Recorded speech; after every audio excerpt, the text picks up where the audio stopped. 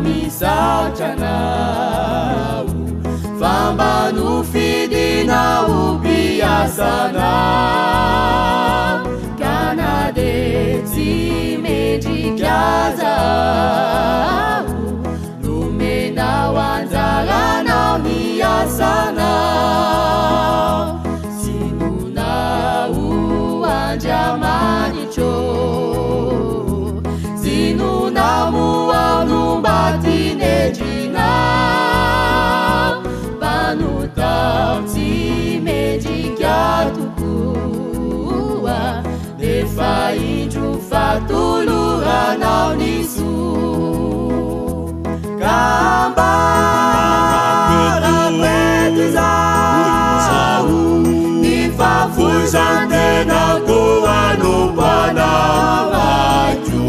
tsy andraraky lomiandoa fa tena anao ny asanao toko ganisatonany aiko nyandroko nyareko nefanahiko Jeso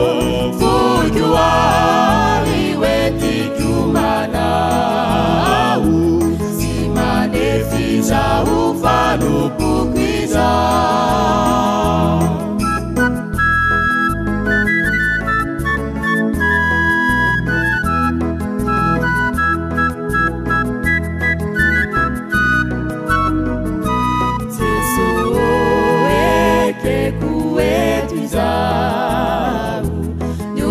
taovaneo ampelatananao itorina ny famonjenao anitarana ny ambainainao hofadiko izany oeranao zava-mifanohitra mimbakonao naitondrany fiangonanao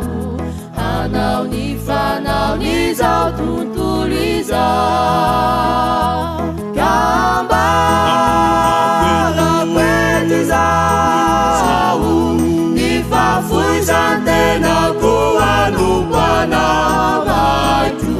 tsy andraraky lomiandoa fa tena anao ny asanao toko ganisatonany aiko nyandroko nyareko nefanahiko Jeso foiko ary hoetiko manao sy manefizao fanopoko izao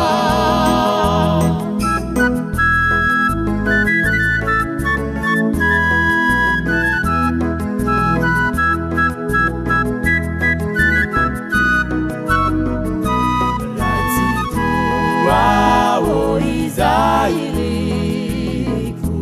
dia ny fanahinao ambombay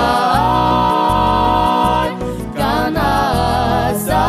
taona fivorina tsy aroaroko faratsiana Jeso mba tovy amiko fa ianao tsy afoina sarakay raha ianao no miaraka amiko toko tsy misy asa tsara izay tsy efako kambarapety zao ny fafoizan-tena